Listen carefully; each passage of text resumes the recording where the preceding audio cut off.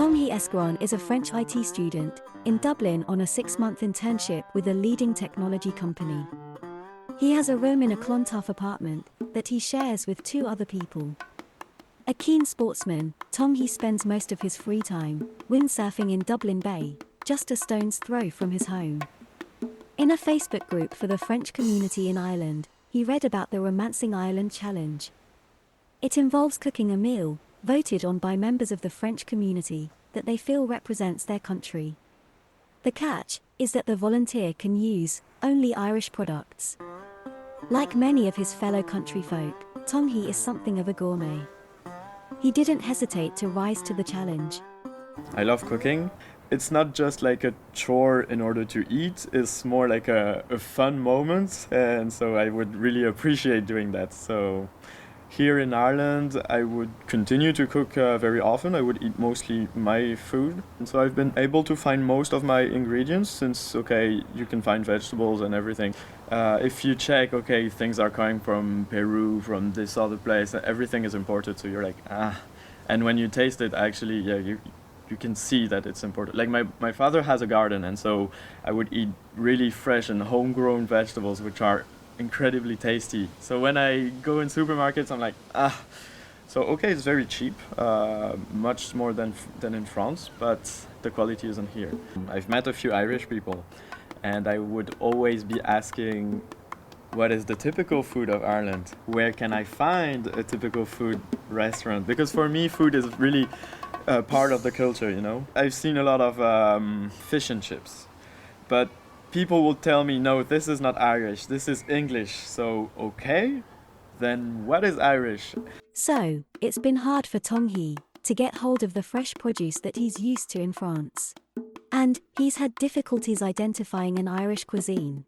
But, apart from this, what is his impression of Irish society? I wasn't too shocked when I arrived. The most different thing was the cars driving the wrong way, obviously.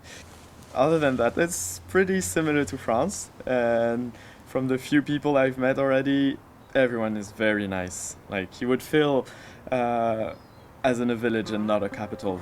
Tanguy is about to get the opportunity to discover that there's a whole lot more to Irish food than fish and chips. It's time for him to find out what the French community online has chosen for him to cook, using only Irish ingredients. Okay, let's just see what I'll have to cook here for the Romancing Ireland Challenge and La Blanquette de Veau. I've never cooked this before, but my mother does it very well, so I'll ask her the recipe, obviously. Okay, Blanquette de Veau comes with rice, normally. I'm not sure Irish people have rice. I'll have to find something else for the side dish. And then there's no dessert or starter here. Like, if I just bring a Blanquette de Veau to my friend, they're gonna piss me off. I have to find a dessert that goes with it, as well as a small starter. At least a small starter. Normally you would have even the apéro, but I'm not sure we have the wine in Ireland, so... Oh, there might even be some wine in the Blanquette. Oh yeah, I think so. So I'm gonna have a Blanquette without wine. For those who are unfamiliar with this classic French dish, it has quite a few ingredients. Chunks of veal are accompanied by various vegetables, all in a rich creamy sauce. Finding most of the ingredients in Ireland is pretty straightforward. Finding others, however, is less so. As he researches what he will need to create his Blanquette de Veau, the scale of the Romancing Ireland Challenge begins to dawn on Tanguy.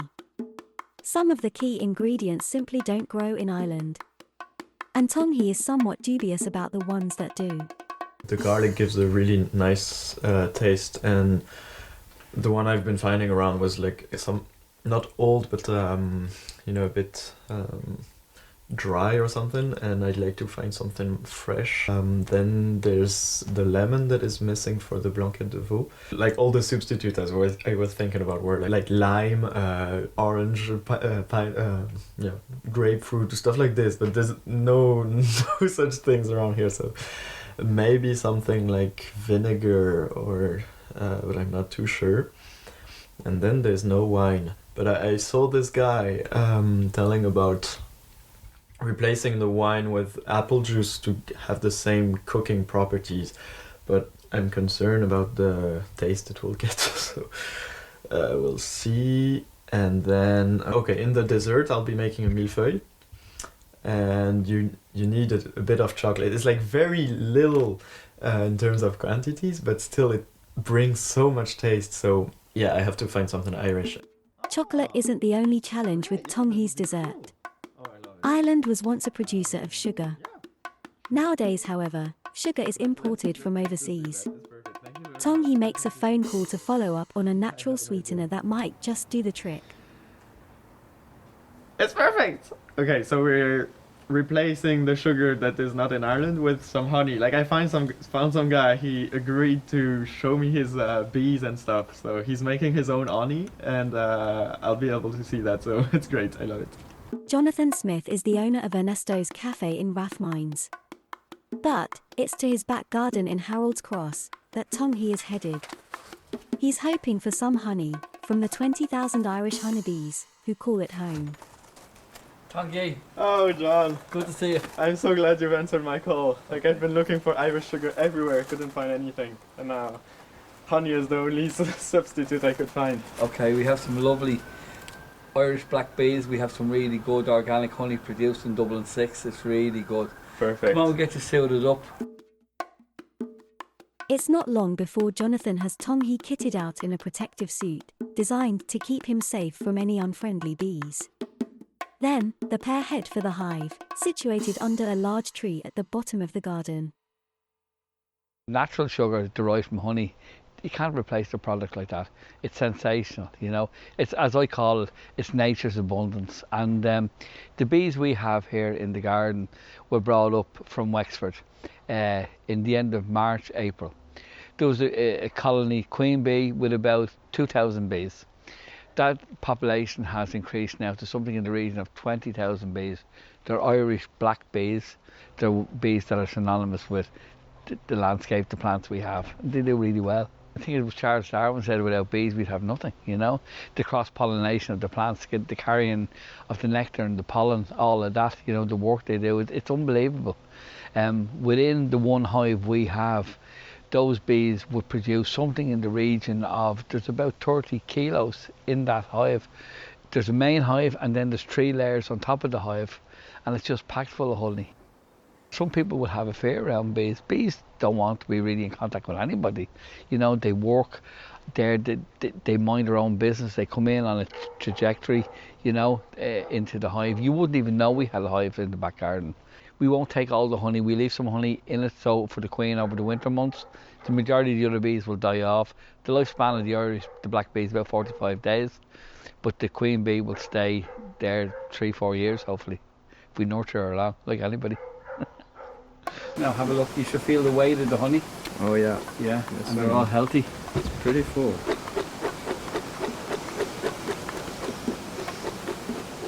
They look like doing a great work.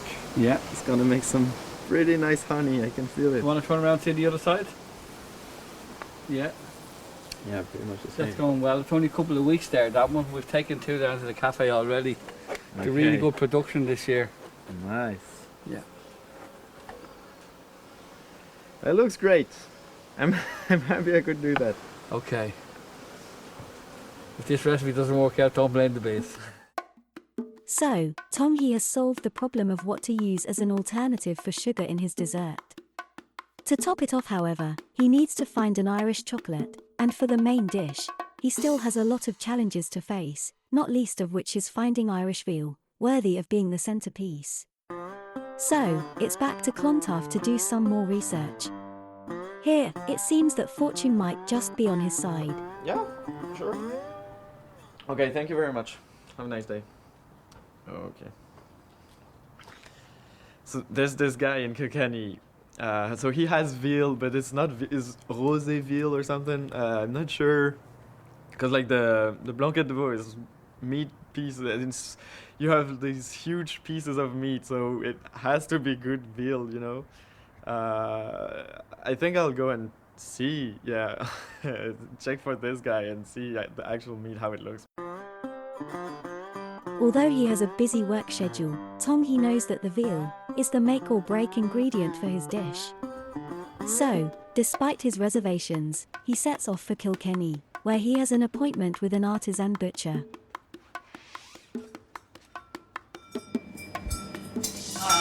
Hi, you George? That's me, Tanguy. Yeah, that's me. Hi, nice to meet you.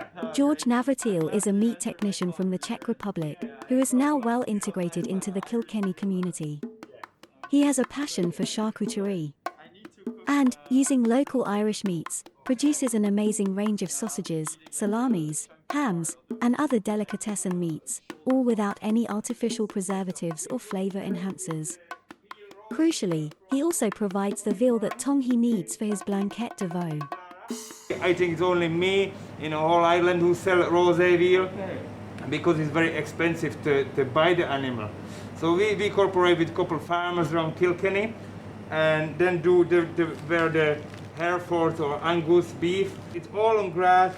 Look, it's a little bit red. The white meat make because it's still on milk with mother. That's why the meat is white. When it go on the grass, it starts getting red. But it's very good. It's full of omega-3 and protein.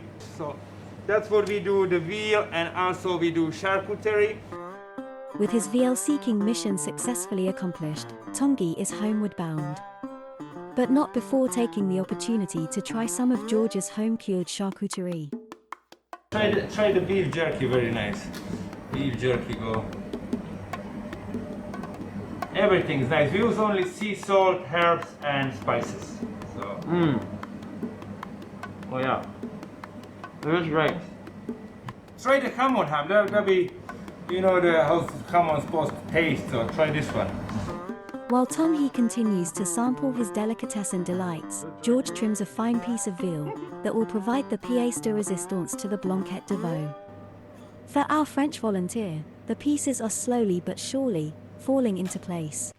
Now, my friend, that's the veal. Thank you so much. Okay. And enjoy your cooking, all right? Finding ingredients, however, is not his only problem. Tanguy has enlisted French friends to help cook the blanquette de veau and to critique the final dish. At home in his kitchen, he realizes that this presents a problem. Yeah, I was thinking of my small kitchen, like if I'm gonna be cooking for a few hours or even more, because I'm sharing the kitchen with some other people here, and I already have like a lot of friends that should be coming. Will be at least 4, but maybe more. So here it's pretty small. I'm a bit concerned about this, but maybe Adrian's place is bigger, so we might be doing it at his place if he's okay. I'm not sure. It takes a few more hours of research and the remainder of his precious French chocolate. But Tanguy has made some progress with the last of the key ingredients for his blanquette de veau. So Ireland grows most of the vegetables, like all the vegetables I need, which is great. And I even found some woman, Marita. I've emailed her because she's growing some garlic, so she may have some a bit fresh garlic or something. The garlic that Tanguy has sourced is located north along the coast in County Louth. Given his work schedule, getting a chance to visit the producer poses a difficulty for Tanguy. He has already called in one favor, arranging to use his friend Adrian's house to cook the meal. Now, it's time to turn to another friend, Sophia, to see if she will check out the strong garlic that he needs for his Romancing Island challenge. Drummond House specializes in garlic and asparagus, but they are only available in season. Tanguy is in luck. The garlic has just been harvested, and Sophia has an invite to come and check it out. Sophia knows that getting the right garlic is crucial for the success of her friend Tanguy's dish. So there's a lot at stake as she arrives to meet Marita. Okay, so I don't live too far away from here, but I've never been to this area before. It's beautiful. I'm so glad this worked out, by the way, because Tanguy was stressing how much he needs kind of really good, strong garlic. So thanks a million for having me. Oh, I'm delighted that you were able to come up and collect it for him here today. And that's actually how fresh garlic actually looks when it comes out of the ground and is dried. This is our particular variety that grows really well here in our climate and my soil. We're 7 years at it now. This is year 8, and it's strong, it's juicy. Wow, it's quite big. That's 1 clove, yeah, versus, and the colours are magnificent. If you're wondering how this super garlic came to be growing on a traditional Irish farm, Marita's husband, Peter, has the story. That story came from a journey in India, 18,000 feet up in the Himalayas. Being that high up in the altitude, we've got this windy, rain, wet, cold climate conditions. And looking at this plant growing on the side of a mountain, I said, right, if it can grow there, it can certainly grow in Ireland. We genuinely thought, we'll grow a bit. The chefs, the food service market will love it. 8 years later, we supply Dunnes Stores and Tesco's nationwide throughout Ireland and have an online business. There's fabulous small artisan growers all throughout Ireland.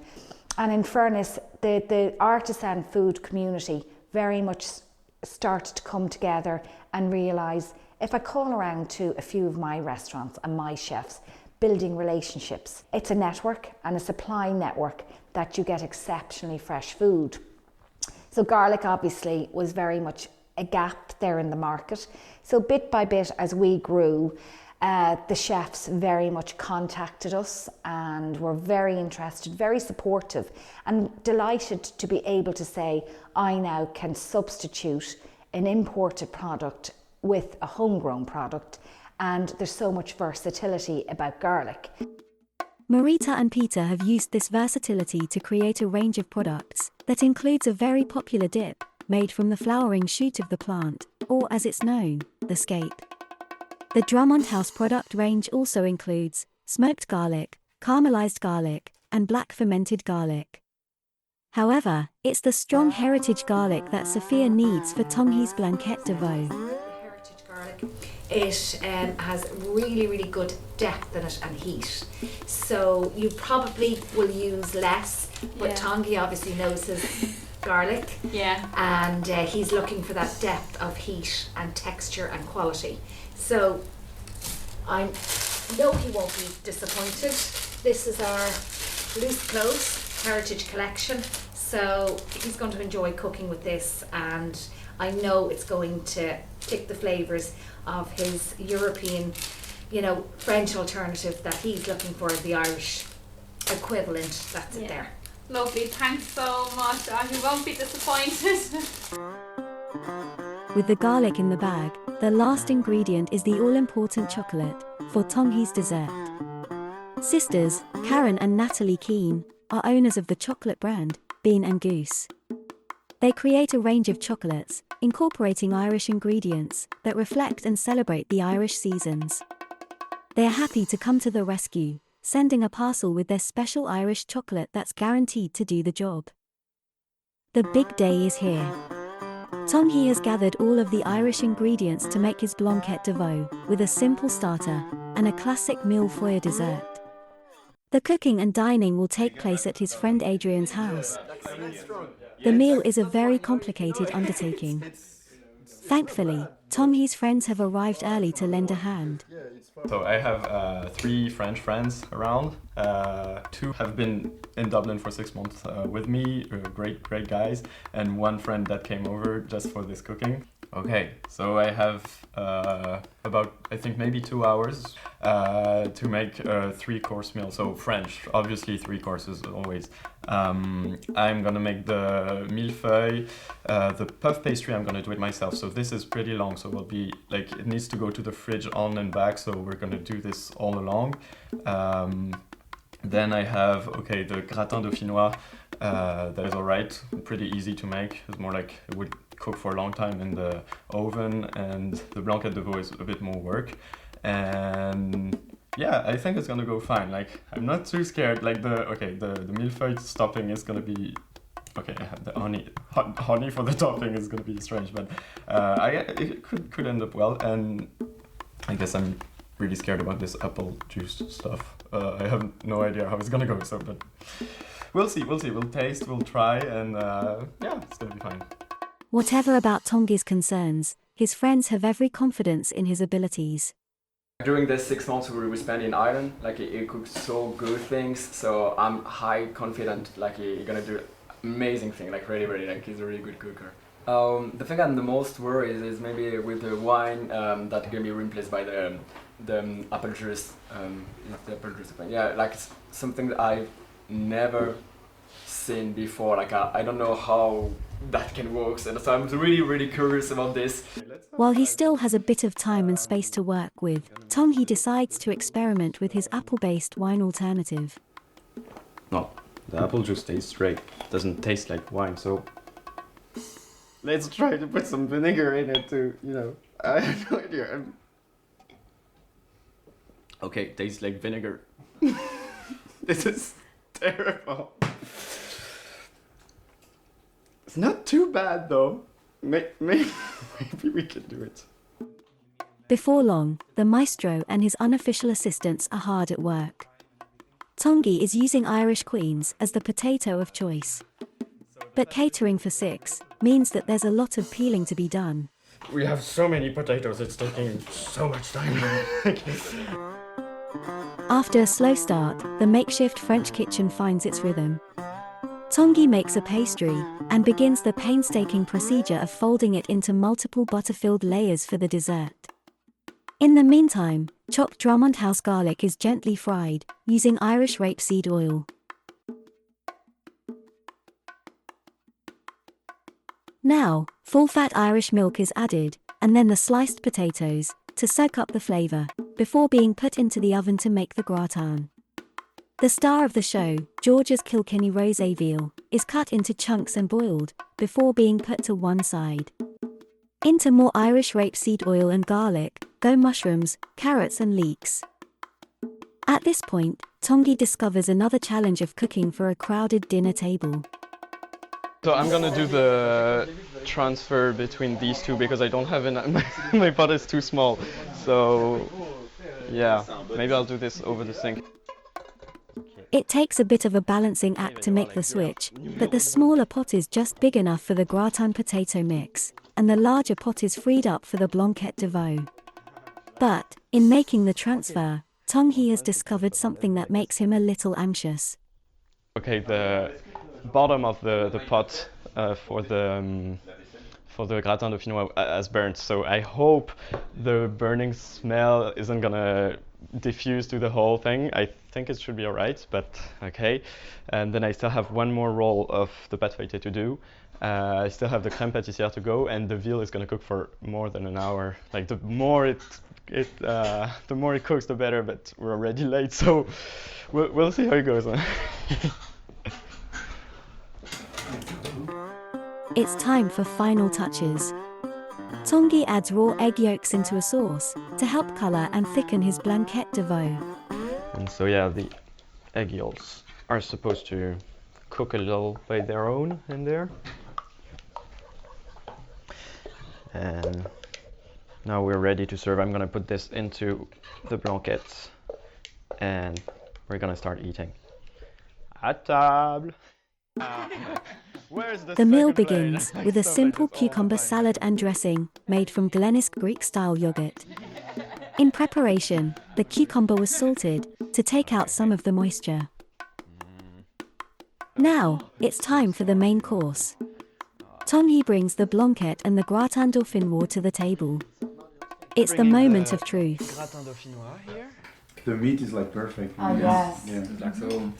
Zero So tender, like yeah. Zero dry. So tender, like it's super. No, we're scared with this Irish veal and stuff. It's basically very good. Yeah. And the people are very nice. Like George, who sold us this meat. He knew everything about his veals. He like, they come from this place. They were raised that way, eating this type of stuff. Super local. Nice. It's really good. And we don't feel the apple juice. Yeah. Yeah, do you feel any apple? No. I thought it was the sweetness of the meat. With the main course a resounding success, it's time for the dessert, topped with Jonathan's honey and drizzled with bean and goose chocolate. I I have to find some chocolate in Ireland. No way I'm gonna find anything. And then bean and goose. Oh my god. It smells already so good. The See you on the other side. so already good. amazing. See you on the other side. It's alright, I can just smell it for hours. Yeah, you can just So good. It's super nice. Yeah, it's super nice. Like. Well, they know that I get the one you can get in the bakery. Yeah, those are good. Like, it's so tasteful. After their cucumber salad starter, blanquette de veau, served up with a gratin dauphinois, and then the dessert of millefeuille, finished off with Irish honey and chocolate. What is the verdict of Tanguy's guests? The meal went great overall. I think it was nice. We didn't have lemon for the starter, but it still was alright. Like we could feel a bit this acidic of the vinegar, which was, I think, good. Then for the blanquette de veau, I think we were missing a bit this taste we would have had maybe. There's usually this specific taste that here is not my preferred taste in this dish, but still it's supposed to be there. So it wasn't there, but the meal was great, like it still worked out pretty good. And then for the millefeuille, I was very scared of the topping. I guess it went alright. The honey brought the sugar that was supposed to be here, and yeah, I met some great people. So we went to see George with his veal, which was great. Like he gave us this huge part. It was pure meat, and it felt really good. Like it was great for this dish. And then Marita's garlic was obviously very good. Like we could really feel it in the gratin dauphinois. I think it brought a lot. Jonathan's bee honey was really good. It reminds me of my honey when I was young. It was great, and it took its place like perfectly. And the chocolate, oh my god, it was great. And on the millefeuille, you could really taste it, and a good chocolate, you can really feel the difference, and it was perfect for this. Love it. The meal was absolutely insane. So just kudos to Tanguy. It was awesome. Probably the best meal that I ate like in my 4 months that I've been here. All the different products were really great. Like the locals product, we really had the ability to have a really good taste. And yes, I would say that his blanket is at the same level, maybe just below, but as my grandma. So nice job, man. Yeah. I think for me as well as for Benito, the blanquette was the nicest bit. Like it was so tender and soft and amazing. When I saw it, I was going, oh, it's like Irish stew. But obviously it sounds way fancier when it's in French. So it's just like, oh, blanket. I am dining Frenchy today. So it was really nice. And then yes, the gratin was so delicious. And I can't remember what the pastry is called, but it's so delicious as well. So I was like, oh wow, Irish food can be tasty. So thank you.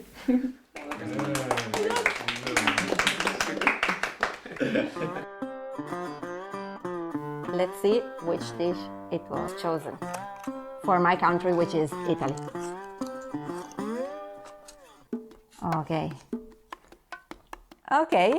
Okay, I think it represents well the country.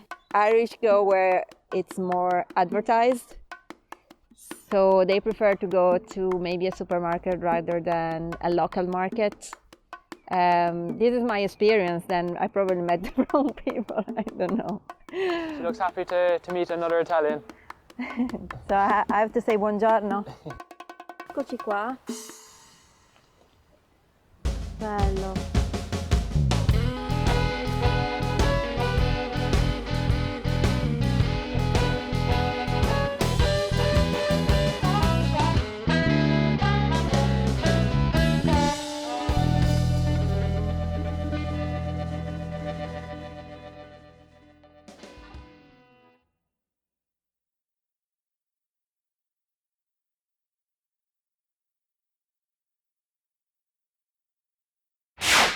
DeclanCassidy.com